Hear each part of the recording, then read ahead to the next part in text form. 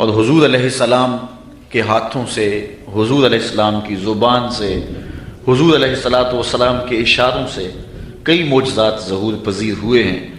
علماء نے لکھا ہے کہ ان کی تعداد 1200 تک ہے، اس سے زائد کی تعداد بھی علماء نے لکھی ہے، 1000 کی تعداد بھی لکھی ہے۔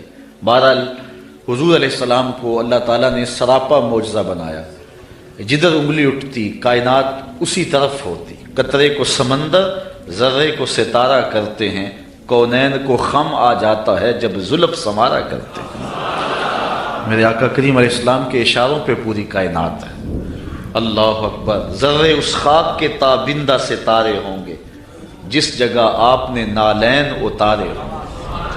ہم تو اس نبی کے چاہنے، اس نبی کے ماننے والے ہیں۔ حضور کا ذکر سن کے اہل ایمان خوش بھی ہوتے ہیں اور ان کے ایمان میں اضافہ بھی ہوتا ہے، اور ان کو ٹھنڈ بھی پڑتی ہے، اور ان کی روح بھی رقص کرتی ہے۔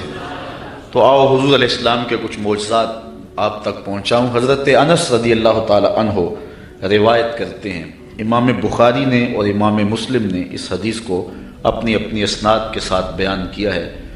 حضرت انس حضور کے خادم خاص ہیں، ویسے سارے صحابہ حضور کے خادم تھے، میں بھی حضور کا نوکر ہوں، آپ بھی حضور کے نوکر ہیں۔ تو لیکن جب کہا جائے کہ حضور کے خادم کا نام کیا ہے تو نام حضرت انس کا آتا ہے۔ ان کے والد تھے حضرت ابو طلحہ اور والدہ تھی ام سلیم، اور یہ ایسے خوش نصیب لوگ ہیں کہ ان کے بارے میں فرمایا گیا کہ ام سلیم جیسی بیوی کوئی نہیں اور ابو طلحہ جیسا شوہر کوئی نہیں۔ حضور جب ہجرت فرما کے مدینہ تشریف لائے نا تو حضرت انس اس وقت چھوٹی عمر میں تھے، تو حضرت ام سلیم ان کو لے کر کے حضور کی خدمت میں چلی گئیں اور عرض کی حضور یہ گھر کے کام کاج کیا کرے، کوئی گھر کا سودا سلف لانا ہو تو یہ آپ کی نوکری کیا کرے۔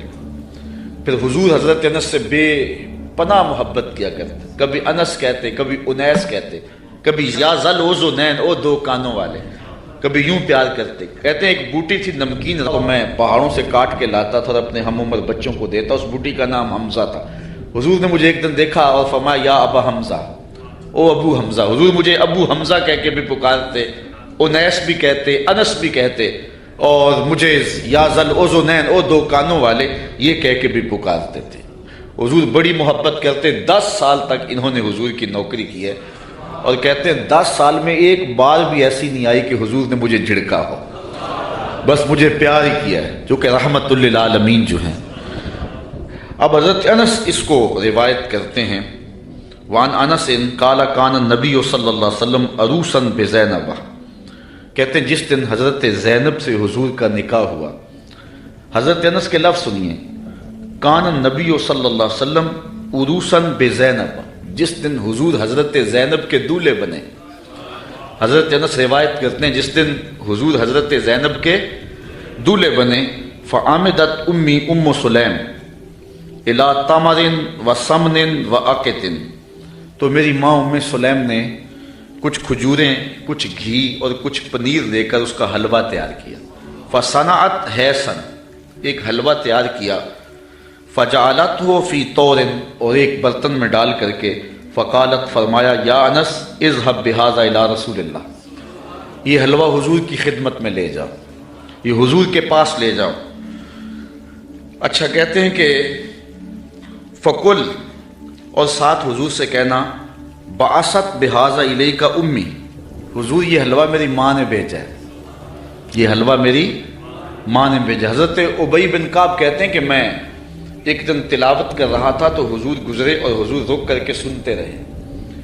بعد میں حضور سے ملاقات ہوئی تو فرمایا، ابی میں گزرا تھا، میں نے تیرا قرآن پڑھنا سنا ہے۔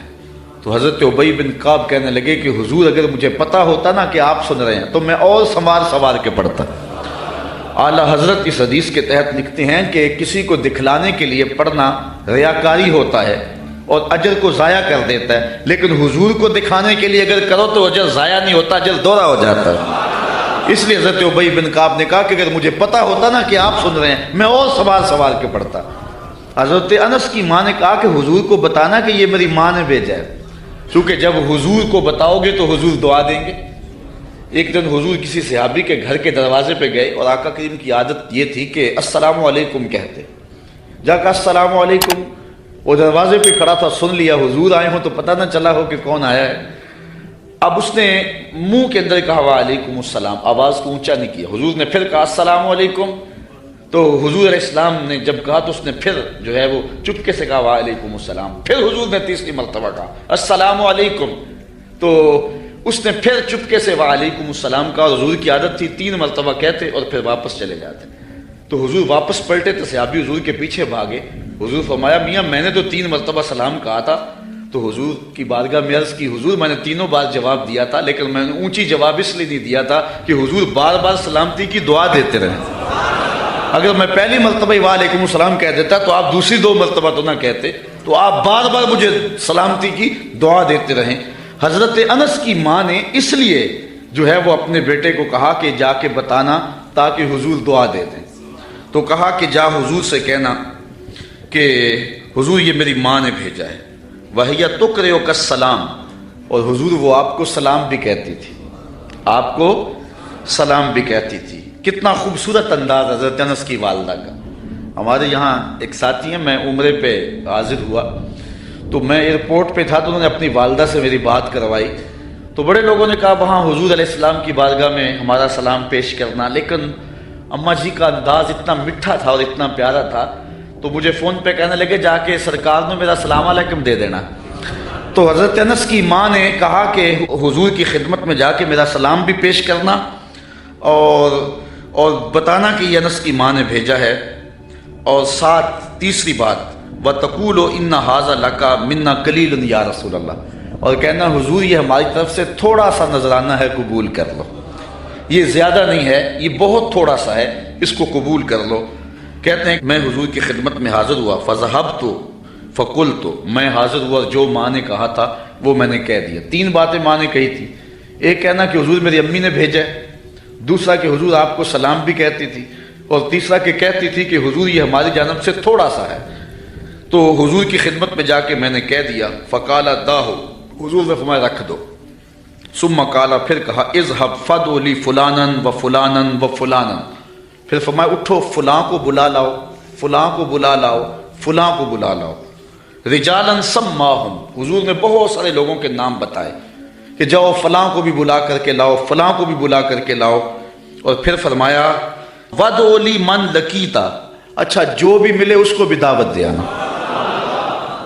کچھ لوگ نام بنام بتائے کہ ان کو تو جا کے بلا کے لاؤ نا، اور ان کو پیغام میرا دے کے آؤ، اور پھر کرنا راستے کے اندر اگر تمہیں کو ملے تو اسے بھی کہہ دینا کہ تیری حضور کے گھر دعوت ہے۔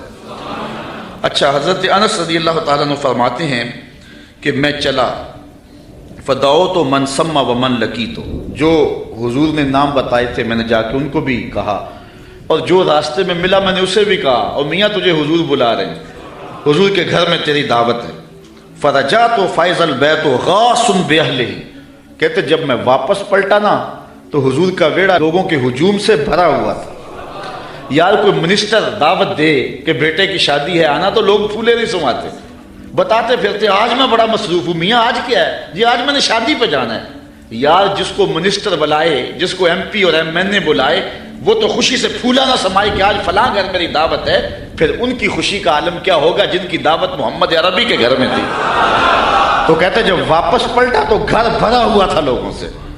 اچھا تابعی نے جس نے حضرت انس سے روایت سنی اس نے کہا فقلت لانس، میں نے انس سے کہا، قیل لانس، حضرت انس سے کہا گیا اعدادکم کم کان، کہ لوگ تھے کتنے، جن لوگوں سے گھر بھرا ہوا تھا ان کی تعداد کوئی اندازہ ہے؟ حضرت انس کہنے لگے 300 کے قریب ہوں گے لوگ۔ میں ایسے گیا اور ایسے پلٹ کے آ گیا، اور جب واپس آیا تو 300 لوگوں سے حضور کا گھر بھرا ہوا تھا۔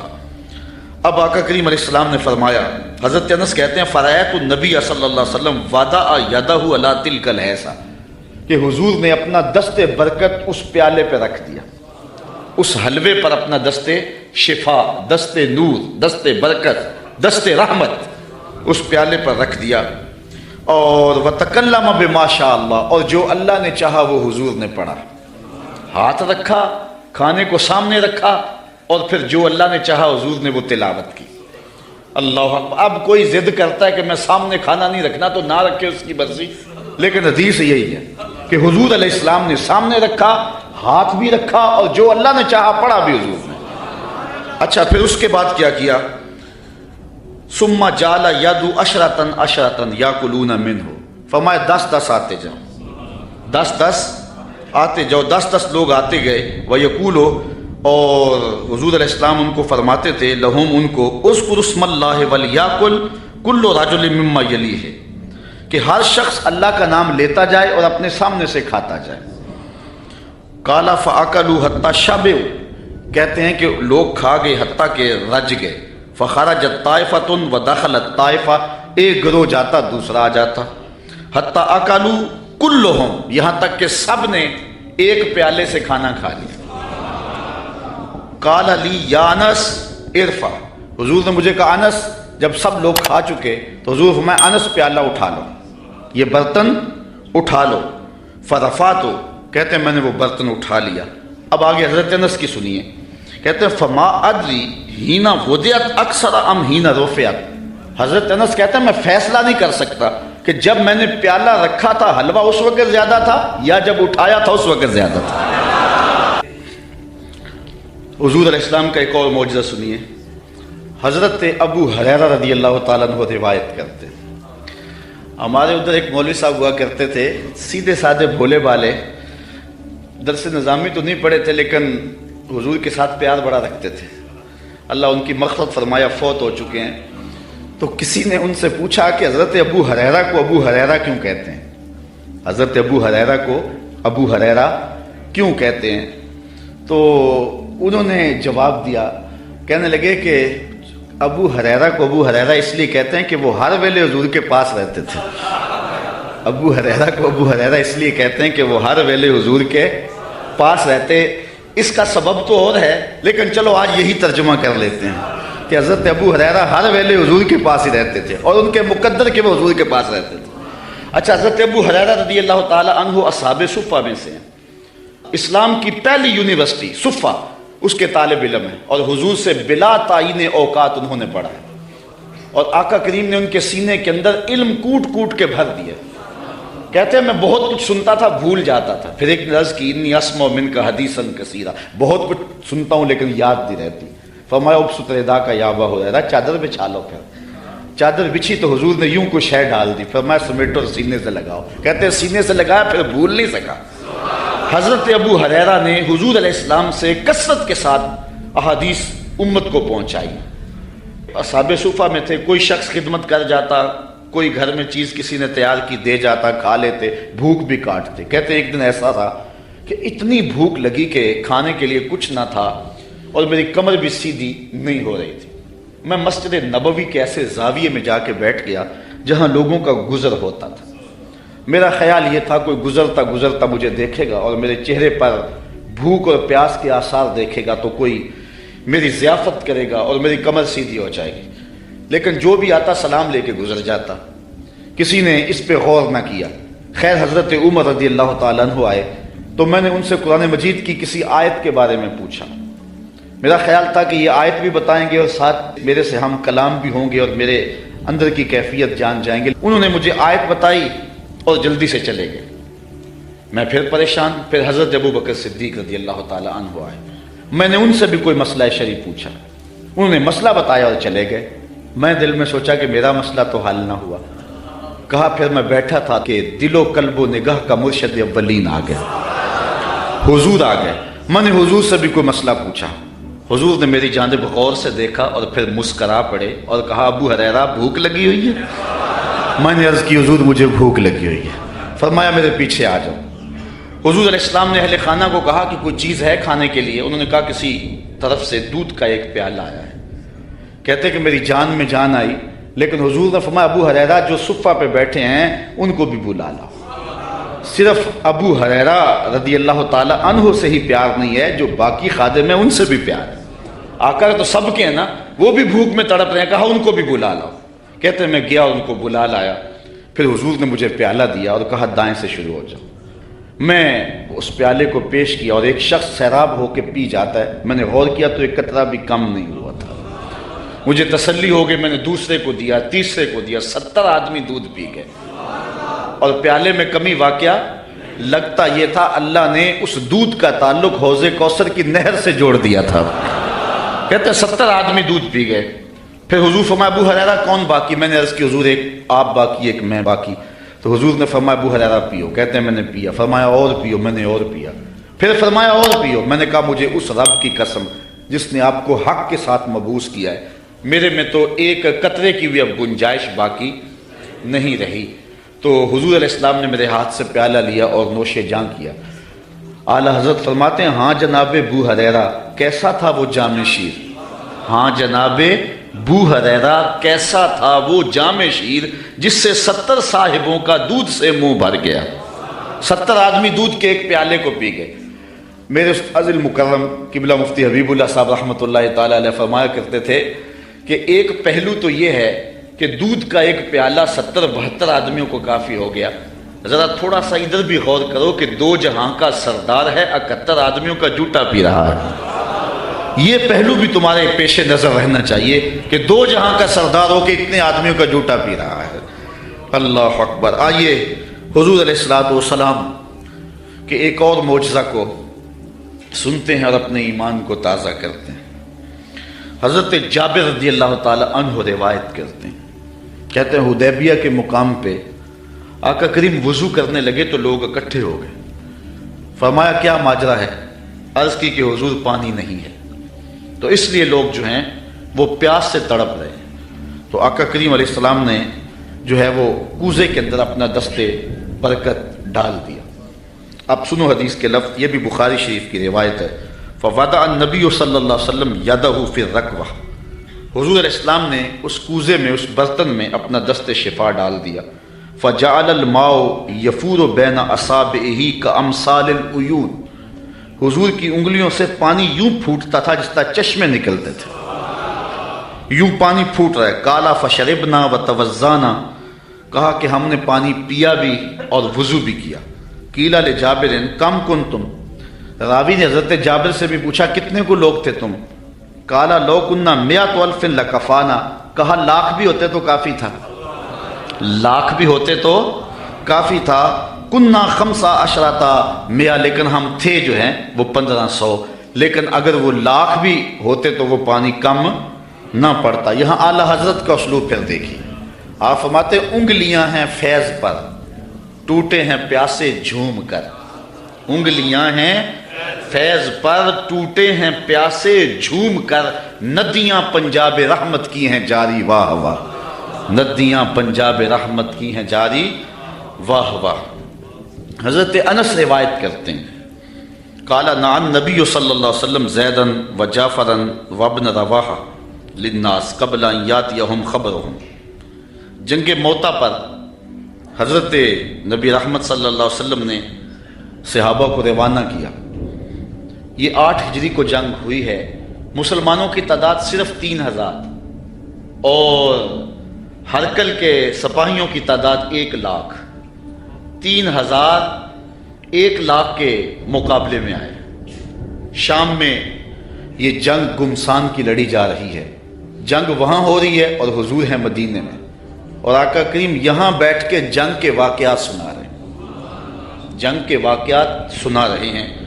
تو حضور نے ارشاد فرمایا کہ اخذ رایۃ زید فاصیب، فرمایا جھنڈا اب حضرت زید نے پکڑ لیا، جھنڈا لشکر اسلام کا حضرت زید نے پکڑا ہے۔ پھر فرمایا کہ وہ شہید کر دیے گئے۔ ثم اخذ ابن رواحہ فاصیب، پھر فرمایا عبداللہ ابن رواحہ نے پکڑا جھنڈا، پھر فرمایا وہ بھی شہید کر دیے گئے۔ وَعَيْنَاهُ تَذْرِفَانِ، حضور یہ بیان کرتے جا رہے تھے اور آنکھوں سے آنسو ٹپک رہے تھے۔ پھر اس کے بعد حضور نے فرمایا حَتَّى أَخَذَ الرَّایَةَ سَيْفٌ مِّن سَيُوفِ اللَّهِ، یعنی خالد ابن الولید، فرمایا اب اللہ کی تلواروں میں سے ایک تلوار خالد بن ولید نے پکڑ لیا ہے۔ حَتَّى فَتَحَ اللَّهُ عَلَيْهِمْ، یہاں تک کہ اللہ تعالیٰ نے ان کو فتح عطا فرما دی۔ بیٹھے مدینے میں ہیں، نظر کہاں ہے؟ جہاں موتا کی جنگ ہو رہی ہے، یہ شام کے علاقے میں واقعہ ہے۔ حضرت خالد بن ولید کے ہاتھ پر اللہ تعالیٰ نے اسلام کو فتح دی اور 3000 مجاہدوں نے 1 لاکھ کے دانت کٹے کر کے رکھ دیے۔ اور حضرت خالد بن ولید کو سیف اللہ اسی موقع پہ کہا گیا. آپ نے کافروں پر اس جنگ میں 8 تلواریں توڑی تھی. تلوار توڑنا عرب میں بہادری کی علامت تھی. جو تلوار توڑتا اتنے لوگوں کو مارتا کہ اس کی تلوار ٹوٹ جاتی. اس جنگ میں 8 تلواریں توڑی حضرت خالد بن ولید. ساری زندگی حضرت خالد بن ولید کی آرزو رہی کہ میں بھی شہید ہو جاؤں راہ خدا میں، لیکن یہ ان کی آرزو پوری نہ ہو سکی، اس لیے کہ وہ اللہ کی تلوار تھے، اور اللہ کی تلوار کو کون توڑتا. اس لیے حضرت خالد بن ولید رضی اللہ تعالیٰ عنہ ساری زندگی جو ہے وہ کسی جنگ کے اندر بھی نامراد نہیں ہوئے اور ناکام نہیں ہوئے. ایک موقع پر جبلہ بن احم کے مقابلے میں حضرت خالد بن ولید تھے. اس معاملے میں مسلمانوں کی پسپائی ہوئی. حضرت خالد بن ولید کو حضرت رافع بن عمر طائی نے کہا کہ اب ہماری قضا آ گئی. ان کا ایک افسر انہوں نے مارا اور انہوں نے یک بارگی حملہ کر دیا. مسلمانوں کی تعداد تھوڑی تھی. حضرت رافع بن عمر طائی نے کہا کہ اب ہماری موت آ گئی، اب ہماری قضا آ گئی. حضرت خالد بن ولید نے کہا کہ واقعی مجھے بھی یوں ہی لگتا ہے، چونکہ میں کسی جنگ میں ناکام نہیں ہوا اور پسپا نہیں ہوا، لیکن آج ہم پسپا ہو رہے ہیں. اس کی ایک وجہ ہے کہ حضور علیہ السلام کے مبارک بال میرے پاس تھے اور میں ٹوپی میں سیے ہوئے تھے اور ہر جنگ میں میرے ساتھ ہوتے تھے. آج میں ٹوپی گھر بھول آیا اور یہ مصیبت جو ہمارے اوپر پڑی ہے اس لیے کہ میرے پاس آج وہ حضور علیہ السلام کے معجز نما بال جو ہیں آج وہ موجود نہیں ہیں. لیکن بندہ مٹ نہ جائے آقا پہ تو وہ بندہ کیا ہے، بے خبر ہو جو غلاموں سے وہ آقا کیا ہے. دور طیبہ سے جب بھی میں تڑپا کبھی، ان کو حالات کی سب خبر ہو گئی. حضور حضرت ابو عبیدہ کو خواب میں ملے اور فرمایا خالد پہ مشکل بنی اور تم یہاں سو رہے ہو. وہ فوراً اٹھے اور اعلان کروا دیا، کہا جلدی تیار ہو جاؤ، حضرت خالد کی مدد کو پہنچنا ہے. راتوں رات لشکر تیار ہوا اور حضرت خالد بن ولید رضی اللہ تعالی عنہ کی مدد کے لیے لشکر چل پڑا. انہوں نے دیکھا کہ ایک نقاب پوش سوار ہے جو لشکر سے ہٹ کر کے چل رہا ہے. امیر لشکر نے کہا کہ ذرا اس شخص کو دیکھو یہ کون ہے، کوئی جاسوس نہ ہو. جب مجاہد اس کے پاس گئے اس نے کہا کہ پیچھے ہٹ جاؤ، میں کوئی غیر نہیں ہوں، میں حضرت خالد بن ولید کی بیوی ہوں. جب حضرت ابو عبیدہ نے اعلان کروایا نا کہ تیار ہو جاؤ کہ خالد پہ مشکل آ گئی ہے، تو میں نے سوچا کہ اللہ کے شیر پہ کبھی مشکل آئی تو تھی نہیں، یہ کیا ہو گیا. تو میں نے غور کیا تو ان کی ٹوپی گھر رہ گئی تھی. تو میں نے ٹوپی لی، میں ان کو ٹوپی دینے جا رہی. لشکر کے ساتھ ساتھ حضرت خالد بن ولید کی اہلیہ بھی چلتی رہی. حضرت خالد بن ولید ادھر محاذ پہ ڈٹے ہوئے. اچانک حضرت خالد بن ولید کیا دیکھتے ہیں کہ ایک جانب سے اللہ اکبر کی آواز آئی اور 5-6 مجاہد ہیں جو دشمن کے لشکر کو پیچھے دھکیل رہے ہیں، اور اس میں ایک نقاب پوش مجاہد بھی ہے. حضرت خالد بن ولید نے گھوڑے کو ایڑ لگائی اور جا کے اس کے قریب کھڑے ہو گئے. کہا جوان مجاہد تو کون ہے کہ لشکر کے جو ہے پشتے کاٹ رہا ہے.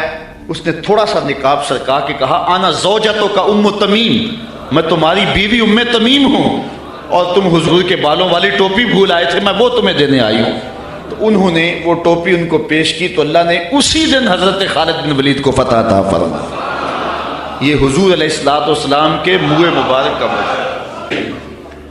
حضرت سلمان فارسی رضی اللہ تعالی عنہ نے 350 سال زندگی پائی. ایک روایت کے مطابق 250 سال اور دوسری روایت کے مطابق 350 سال زندگی پائی. کہتے ہیں کہ میں ایک پادری کی خدمت کرتا رہا. جب اس کا آخری وقت آیا اس نے مجھے کہا کہ تو نے میری بڑی نوکری کی ہے اور بڑی خدمت کی ہے، تو اب میں جا رہا ہوں، لیکن اب تو چلا جا غموریہ، اور وہاں کا ایک راہب ہے جو کتاب اللہ کو صحیح جاننے والا ہے، اس کی خدمت کا تجھے کچھ مل جائے گا. کہتے میں نے اس کی وفات کے بعد تدفین کی اور پھر غموریہ کے اس راہب کے پاس پہنچا. ساری زندگی میں نے اس کی نوکری کی. جب وہ فوت ہونے لگا تو اس نے مجھے کہا کہ اب میں اس دنیا سے جا رہا ہوں، تو نے بہت زیادہ میری خدمت کی، میں تجھے ایک پتے کی بات بتاؤں. اب تو چلا جا مدینے میں، یثرب میں، یہ نبی آخر الزمان کی ہجرت گاہ ہوگا، اور وہاں جا کے اس کا انتظار کر، اب وہ آنے والے، ان کے آنے کا وقت بالکل قریب آ گیا۔ کہتے میں نے اس کو کہا کہ مجھے کیسے پتہ چلے گا کہ یہ نبی ہے؟ کوئی شخص بھی تو دعویٰ کر سکتا ہے۔ کہا 3 نشانیاں ہوں گی۔ ایک تو یہ ہے کہ صدقہ قبول نہیں کرے گا، دوسری نشانی ہدیہ قبول کرے گا، تیسرا 2 کندھوں کے درمیان مہر نبوت ہوگی۔ کہتے میں نے وہاں سے رخت سفر باندھا، راستے میں ایک قافلے کو کہا کہ تم مجھے اپنے ساتھ لے جاؤ۔ انہوں نے مجھے تنہا سمجھ کے مجھے گرفتار کر لیا اور مدینے کے قریب آ کے ایک یہودی کے ہاتھوں مجھے فروخت کر دیا۔ میں نے کہا مجھے غلامی بھی قبول ہے، کبھی عرش پر کبھی فرش پر، کبھی ان کے در کبھی در بدر، غم عاشقی تیرا شکریہ میں کہاں کہاں سے گزر گیا۔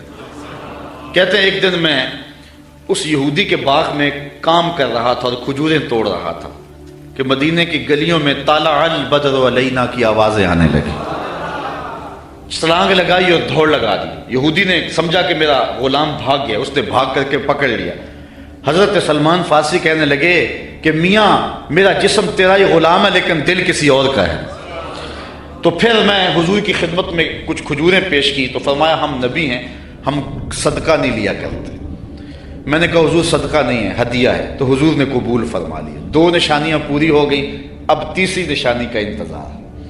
حضور مہر نبوت کو چھپا کر کے رکھتے تھے، میں طاق میں رہتا تھا۔ ایک دن ایک جنازے میں حضور تشریف لائے، میں تھوڑا سا حضور کے پیچھے ہوا تو آقا کریم علیہ السلام نے اپنی چادر مہر نبوت سے ہٹا دی۔ فَأَلْقَ إِلَيَّ رِدَاءَهُ، اپنی چادر میری جانب پھینک دی۔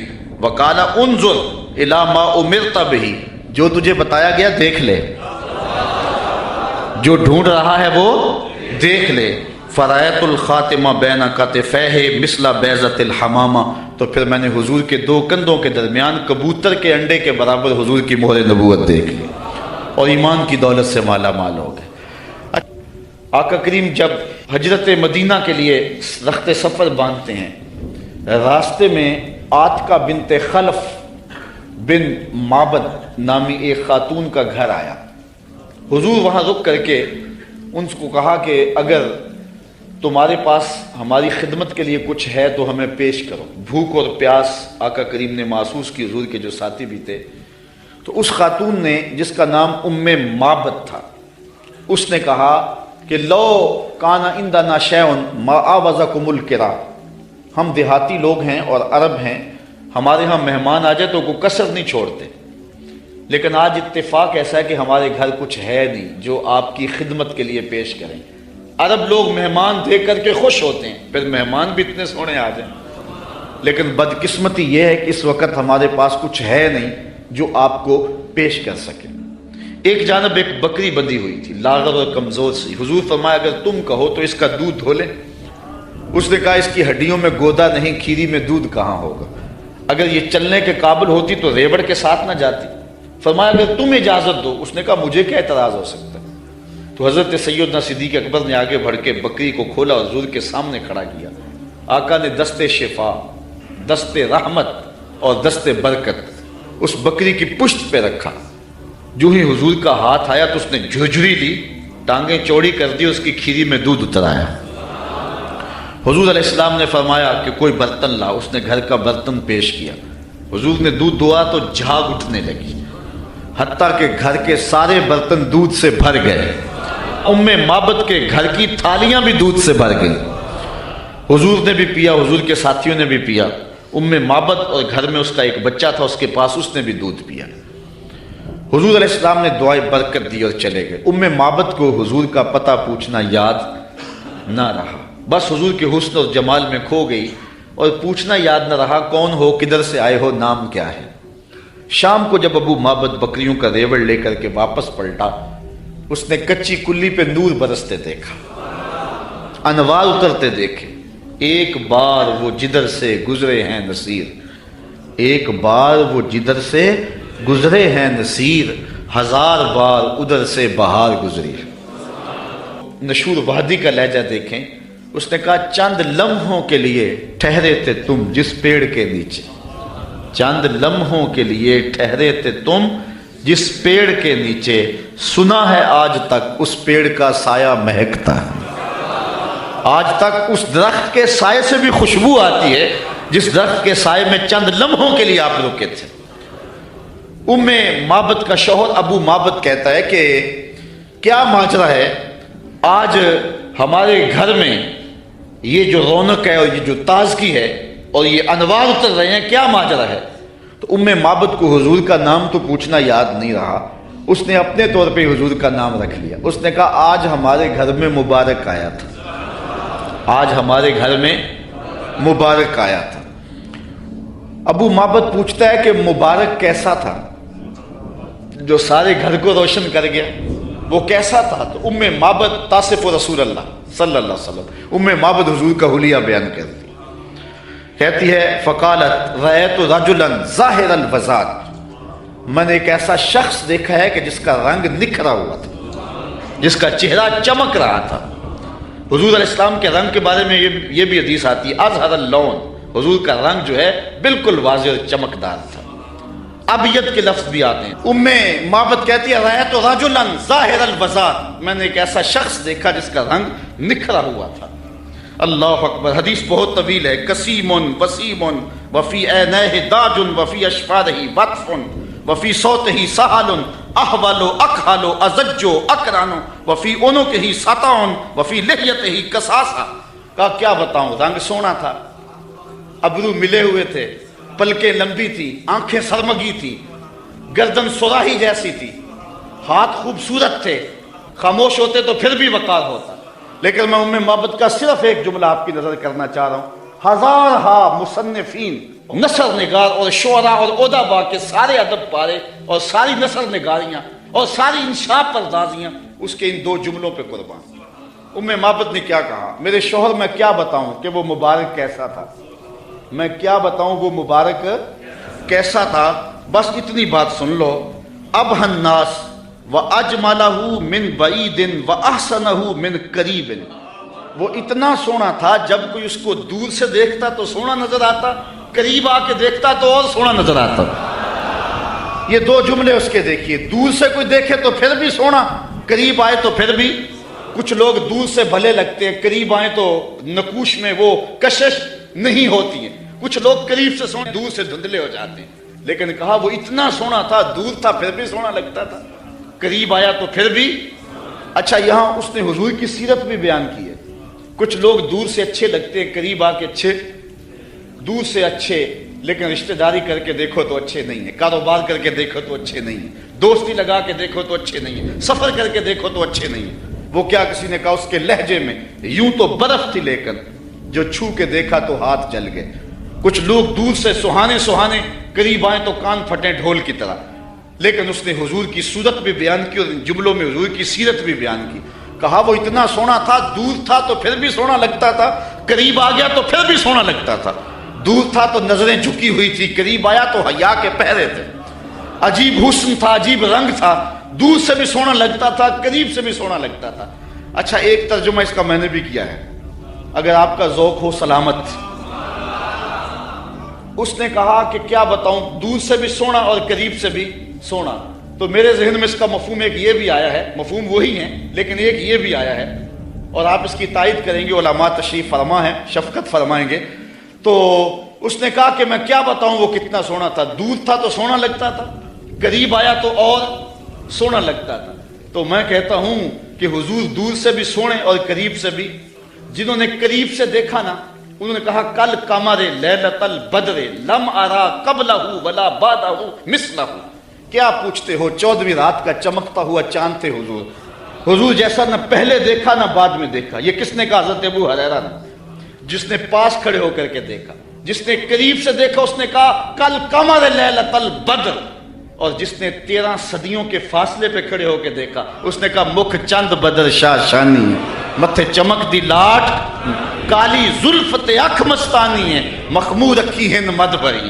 جس نے قریب کھڑے ہو کے دیکھا اس نے کہا کہ چاند چڑھا ہوا تھا اور حضور لال دھاری دار یمنی چادر اوڑھ کے آرام کر رہے تھے۔ حضرت جابر بن سمرہ کہتے ہیں کبھی اسے دیکھوں کبھی انہیں دیکھوں، فائزہ ہوا اندی احسن من القمر، پھر میں نے فیصلہ کیا نہیں حضور سونے ہیں۔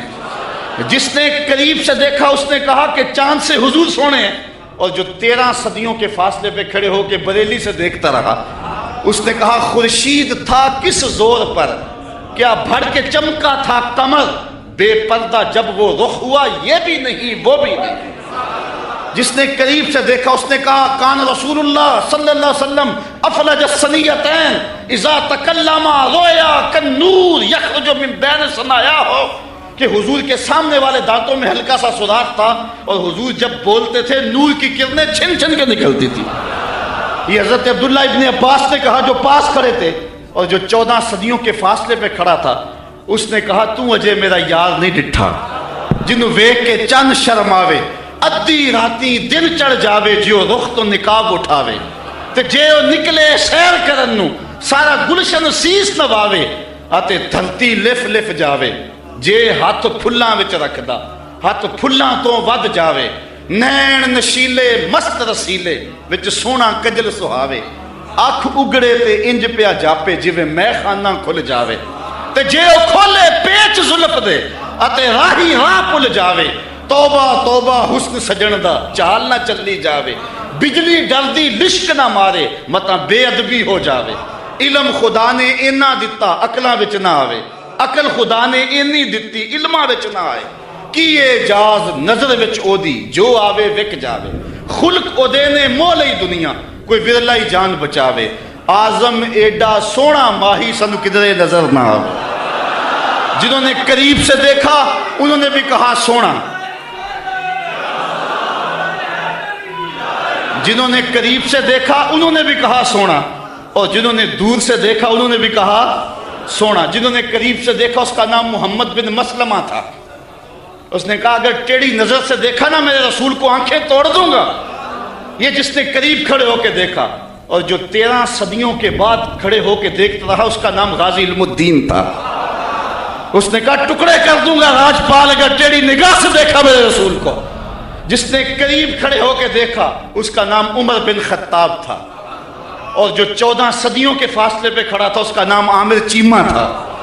جس نے قریب کھڑے ہو کر کے دیکھا وہ حضور کے غلام تھے اور صحابہ تھے، اور جس نے 14 صدیوں کے فاصلے پہ کھڑے ہو کر کے دیکھا ملازم تو پولیس کا تھا، اس نے کہا تو گورنر ہے تو میں محمد کا نوکر ہوں، میں کاٹ کے ٹکڑے کر دوں گا اگر تیری نظر سے بھی دیکھا تو کہا کوئی قریب سے دیکھے پھر بھی واری جائے، دور سے دیکھے پھر بھی واری جائے، تو اجے میرا یار نہیں ڈٹھا، جنہوں ویکھ کے چند شرم آوے۔ کہا کیا بتاؤں کہ وہ قریب سے بھی سونا اور دور سے بھی سونا۔ اچھا اس نے حضور کا حلیہ بیان کیا، ام مابت میرے بچے تیرے پہ قربان، ام مابت میری نسلیں فدا تیرے ایک ایک جملے پہ حضور کا حلیہ بیان کیا اور حد کر دی ام مابت نے۔ دعا کرو اللہ ہمیں حضور کی زیارت نصیب فرمائے۔ یا اللہ واسطہ ڈالتے ہیں ام مابت کا، ہمیں حضور کی زیارت دے دے۔ یہ آنکھیں اس قابل تو نہیں ہیں لیکن مالک تو کرم کر، ہم تیرے محبوب کا نام لے رہے ہیں، ام مابت کا صدقہ حضور کی زیارت دے دے۔ اچھا ام مابت نے حضور کا حلیہ بیان کیا، مبارک کا حلیہ بیان کیا۔ ام مابت حلیہ بیان کر کے فارغ ہوئی تو بچہ بولا امی وہ بکری والی بات سنائی نہیں، جو بکری کی پشت پہ ہاتھ پھیرا تھا مبارک نے وہ تو بات نہیں سنائی۔ اللہ اکبر۔ اب ابو مابت کہتا تم نے زیادتی کیا میرے سے، جب مبارک آیا تو مجھے بلایا کیوں نہیں، اس کو میں بھی دیکھنا چاہتا تھا۔ اب میں بکریاں دودھ لے کر نہیں جاؤں گا، قریب قریب رہا کروں گا، کبھی مبارک آئے نا تو مجھے بلا لینا۔ اب وہ سارے گھر کے افراد مبارک کا انتظار کرتے ہیں۔ ابو مابت کہتا ہے ایک بار ہی آ جائے، جن لوگوں نے مدینہ نہیں نہ دیکھا ہوتا وہ کہتے ہیں ایک بار مدینے بلا لے مولا پھر پاویں جان کڈ لئی، اور جنہوں نے دیکھ لیا ہوتا وہ کہتے ہیں یا اللہ بار بار بلا۔ ابو مابت کے جذبات یہ تھے ایک بار ہی دیکھ لوں، لیکن ام مابت کہتی تھی کاش کے روز بھی گزرے، مبارک کا روزانہ گزر ہو یہاں سے۔ ایک دن ام مابت سودا سلف لینے کے لیے قریبی بستی میں گئی، نہ ملا تو آگے بڑھ گئی، آگے شہر مدینہ میں جا پہنچی، سودا خرید رہی تھی، بچہ بھی ساتھ تھا کہ حضرت ابوبکر صدیق گزرے، تو بچے نے جب دیکھا نا تو تڑپنے لگا، اور اس کے لفظوں میں وہ بے ساختگی اور اس کی تڑپ ظاہر ہو رہی ہے۔ اس نے کہا یا امہ ان ھذا الرجل الذی کان مع المبارک، اے امی اس دن جو مبارک کے ساتھ نہیں بندہ تھا یہ جا رہا ہے۔ سودا چھوڑا حضرت ابوبکر صدیق کے پیچھے اور پوچھتے ہیں مبارک کہاں ہے؟ تم تو مل گئے ہو، مبارک کدھر ہے؟ اب نام تو اپنے طور پہ رکھا ہوا تھا۔ حضرت ابو بکر صدیق فرمایا کس مبارک کو ڈھونڈ رہی ہو؟ کہا وہی جس نے بکری کی پشت پہ ہاتھ پھیرا تھا۔ کہا آؤ تمہیں مبارک کے ڈیرے پہ لے چلو۔ حضور صحن مسجد نبوی میں بیٹھے ہوئے تھے۔ جب بچے نے دیکھا تو پھر چیخا اور کہا امی وہ دیکھو مبارک بیٹھا ہوا۔ یہ حضور کے قدموں میں بیٹھ گئی اور برکت لوٹی۔ حضور نے اسلام دیا، انہوں نے قبول کیا۔ واپس پلٹے، گھر آئے۔ شام کو ابو معبد کے واپس آنے کا جب وقت ہوا نا تو ماں کہتی تھی بیٹے تو خاموش رہنا، میں بتاؤں گی تمہارے باپ کو۔ بیٹا کہتا نہیں امی، مبارک کے ساتھی کو میں نے دیکھا تھا، اس لیے میں نے بتانا ہے ابو کہ ہم مبارک کو دیکھ آئے ہیں۔ شام کو جب ابو معبد آیا نا، یہ دونوں بتانے لگے، وہ پہلے ہی بول پڑا۔ کہا گھر پھر چمک رہا ہے، مبارک پھر آیا تھا؟ انہوں نے کہا مبارک تو نہیں آیا، ہم اس کا ڈیرا دیکھ آئے ہیں۔ کہا کدھر رہتا ہے؟ کہا جسے دنیا محمد کہتی ہے وہی تو مبارک ہے۔ پھر اگلے دن ابو معبد بھی حضور کے قدموں میں بیٹھا ہوا تھا۔ وہ بکری ام معبد کے پاس عام و رمادہ تک زندہ رہی۔ اہل سیر لکھتے ہیں کہ حضرت عمر کے دور میں ایک سال آیا تھا جب قحط پڑا تھا اور درخت بھی سوکھ گئے تھے، جانوروں کی چھاتیاں بھی خشک ہو گئی تھی، کنویں کے پانی بھی نیچے چلے گئے تھے، حوض بھی خشک ہو گئے تھے، کہیں سے پانی کا کوئی قطرہ نہیں ملتا تھا، لیکن ام معبد کے ڈیرے سے بکری کا دودھ مل جاتا تھا، کیونکہ حضور علیہ السلام نے اس بکری پر اپنا دست شفا پھیرا تھا، اپنا دست برکت پھیرا تھا۔ یہ حضور علیہ السلام کے ہاتھ کی اور حضور علیہ السلام کے دست نور کی برکت ہے۔ یہ ہاتھ تو اٹھ جائے تو چاند کے ٹکڑے ہوتے ہیں، یہ ہاتھ اٹھ جائے تو سورج پلٹ کے سر کے وقت پہ آتا ہے۔